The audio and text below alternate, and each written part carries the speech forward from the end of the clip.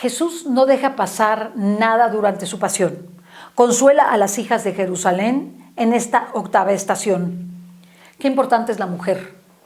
La verdad, durante toda la pasión, la presencia de la mujer es extraordinaria.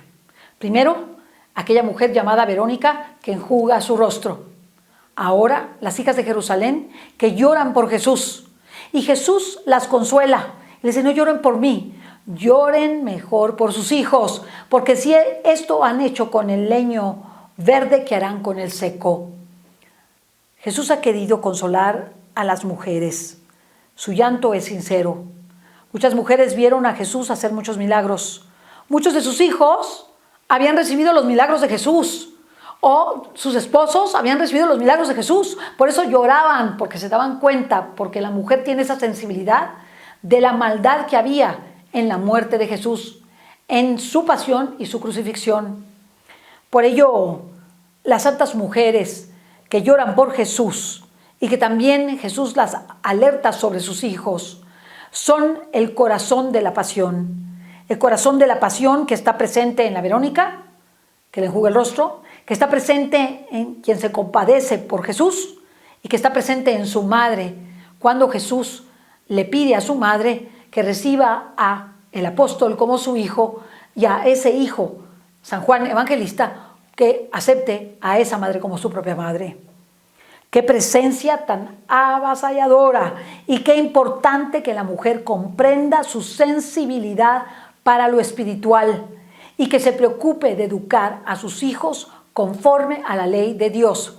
Muchas mamás actualmente, para no contradecir a sus hijos, porque la modernidad los ha llevado a pensar que los mandamientos incluso ya están pasados de moda y que no tienen nada que cumplir, prefieren admitir que sus hijos vivan en pecado con tal de no enemistarse con ellos. Pero esto sucede porque no han educado a sus hijos de la manera correcta o desde las bases de manera correcta, amando a Dios y amando su ley.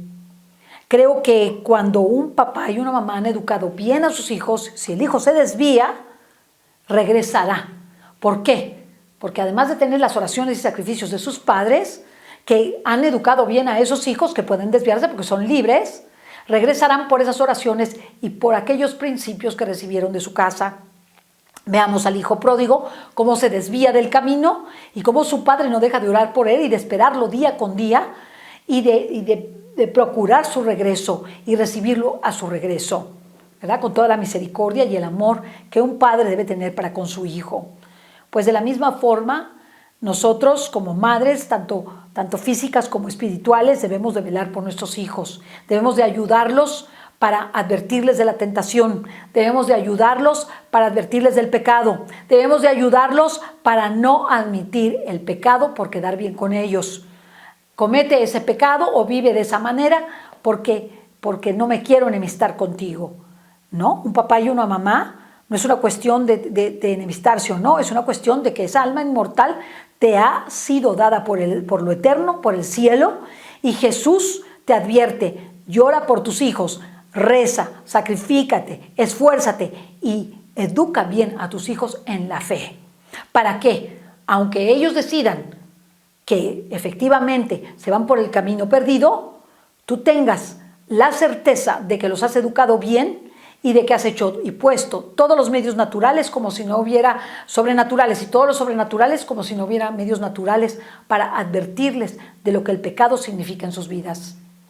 El pecado es una gran desgracia, pero es más desgracia cuando los padres educan a los hijos en el pecado.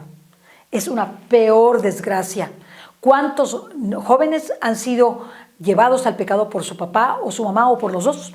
Han sido violados, vulnerados, masacrados por sus padres, prostituidos por sus padres e incluso sus padres admiten que sus hijos cambien el orden establecido por el padre, admitiéndolos en esta conversión de su propio sexo a otro sexo. Imagínense ustedes el daño que se le hace a los hijos admitiéndolos en el pecado, así como cuando se les admite viviendo de cualquier manera en fornicación o en amaciato, también, cuando se hace en la propia casa, también. Por eso nosotros debemos estar conscientes de la gran responsabilidad que tenemos sobre aquellos que, según lo que Dios nos ha dado, respecto de la autoridad como papá, como mamá, como maestro, como empresario, tenemos sobre aquellos que tenemos a nuestro cargo. Rendiremos cuentas graves y estrictas sobre cada una de las personas que el Señor ha puesto a nuestro lado, sobre todo si teníamos la posibilidad de educarlos en la fe, de educarlos en la virtud, de educarlos en el cumplimiento y el amor a los mandamientos, en el amor a Jesús, a la Virgen y en el respeto a todas las leyes, principalmente aquellas de convivencia familiar y social. Qué trascendente el consuelo de Jesús y qué forma de advertirnos. No lloren por mí, porque Jesús no se perdía. Jesús, a pesar del daño físico, moral y espiritual, de dolor que tenía por sufrir la pasión, sufrir todas nuestras vidas y todas nuestras muertes, no estaba en pecado, estaba en absoluta gracia, inmaculado, un cordero inmaculado. Pero la advertencia de Jesús a las madres es: lloren por sus hijos, preocúpense por sus hijos. Tu papá, tu mamá, ¿cómo está la vida espiritual de tu hijo y de tu hija? Que son niños, edúcalos, no los olvides, enséñales la fe. Que son jovencitos y ya no los educaste desde chiquitos, a ver cómo le haces y los sacas y los educas en la fe. Si son adultos, adviérteles y cariñosamente llama su atención cuando se vayan a caer en el pecado o vivan ya en pecado. Comprendo que esto hace muy difícil la vida en familia. La verdad es que es muy difícil advertirle a la familia porque nadie es profeta en su tierra, pero el Señor en esta estación del Vía Crucis te hace ver papá, mamá, maestro, empresario, amigo, amiga, dueño de cualquier negocio, que tienes la obligación importantísima y trascendente de velar por aquellos que el Señor puso a tu lado. Vuelvo y te lo repito. Ojalá nosotros en esta estación nos pongamos en el lugar de esas madres a las que Jesús consoló y advirtió.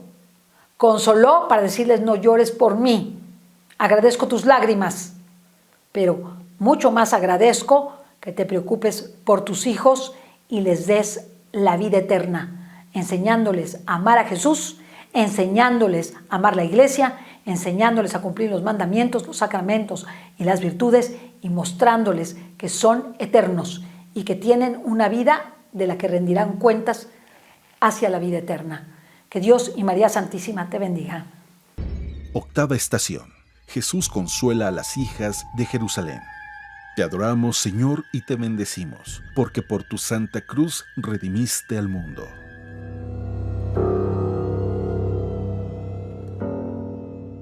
Entre las gentes que contemplan el paso del Señor, hay unas cuantas mujeres que no pueden contener su compasión y prorrumpen en lágrimas, recordando acaso aquellas jornadas gloriosas de Jesucristo, cuando todos exclamaban maravillados: hizo bien todas las cosas, todo lo ha hecho bien. Pero el Señor quiere enderezar ese llanto hacia un motivo más sobrenatural y las invita a llorar por los pecados que son la causa de la pasión y que atraerán el rigor de la justicia divina. Hijas de Jerusalén, no lloren por mí, lloren por ustedes y por sus hijos, pues si al árbol verde le tratan de esa manera, en el seco, ¿qué se hará? Tus pecados, los míos, los de todos los hombres, se ponen en pie. Todo el mal que hemos hecho y el bien que hemos dejado de hacer. El panorama desolador de los delitos e infamias sin cuento que habríamos cometido si Él, Jesús, no nos hubiera confortado con la luz de su mirada amabilísima. ¡Qué poco es una vida para reparar! Los santos, me dices, estallaban en lágrimas de dolor al pensar en la pasión de nuestro Señor. Yo, en cambio, quizá es que tú y yo presenciamos las escenas, pero no las vivimos. Vino a su propia casa y los suyos no le recibieron, más aún lo arrastran fuera de la ciudad para crucificarle. Jesús responde con una invitación al arrepentimiento. Ahora, cuando el alma está en camino y todavía es tiempo. Contrición profunda por nuestros pecados, dolor por la malicia inagotable de los hombres que se apresta a dar muerte al Señor. reparación por los que todavía se obstinan en hacer estéril el sacrificio de Cristo en la cruz. Hay que unir, hay que comprender, hay que disculpar. No levantes jamás una cruz solo para recordar que unos han matado a otros. Sería el estandarte del diablo. La cruz de Cristo es callar, perdonar y rezar por unos y por otros, para que todos alcancen la paz. El Maestro pasa una y otra vez muy cerca de nosotros. Nos mira y si le miras, si le escuchas, si no le rechazas, Él te enseñará cómo dar sentido sobrenatural a todas tus acciones. Y entonces tú también sembrarás donde te encuentres consuelo, paz y alegría. Por mucho que ames, nunca querrás bastante. El corazón humano tiene un coeficiente de dilatación enorme. Cuando amas se ensancha en un aumento de cariño que supera todas las barreras. Si amas al Señor, no habrá criatura que no encuentre sitio en tu corazón. Padre nuestro, que estás en el cielo, santificado sea tu nombre. Venga a nosotros tu reino. Hágase tu voluntad en la tierra como en el cielo. Danos hoy nuestro pan de cada día. Perdona nuestras ofensas, como también nosotros perdonamos a los que nos ofenden. No nos dejes caer en la tentación y líbranos del mal. Amén. Dios te salve, María. Llena eres de gracia. El Señor es contigo. Bendita tú eres entre todas las mujeres, y bendito es el fruto de tu vientre, Jesús. Santa María, Madre de Dios, ruega por nosotros pecadores, ahora y en la hora de nuestra muerte. Amén. Gloria al Padre, y al Hijo, y al Espíritu Santo, como era en un principio, ahora y siempre, por los siglos de los siglos. Amén.